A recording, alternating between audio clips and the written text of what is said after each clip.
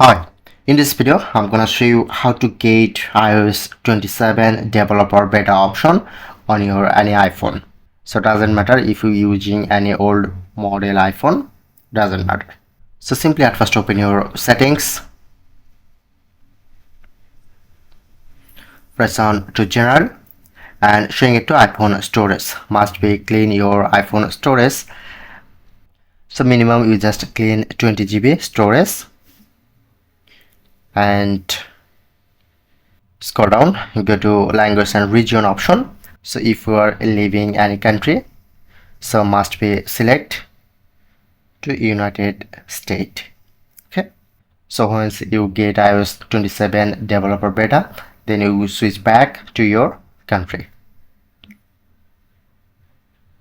Okay, I'm select to United States and open your Safari browser, go to search option, search set to Apple developer.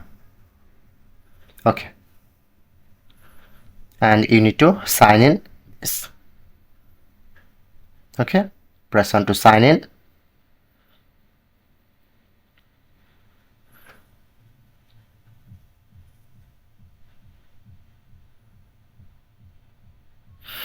Okay, I'm just sign in, and overall I'm just restart my iPhone.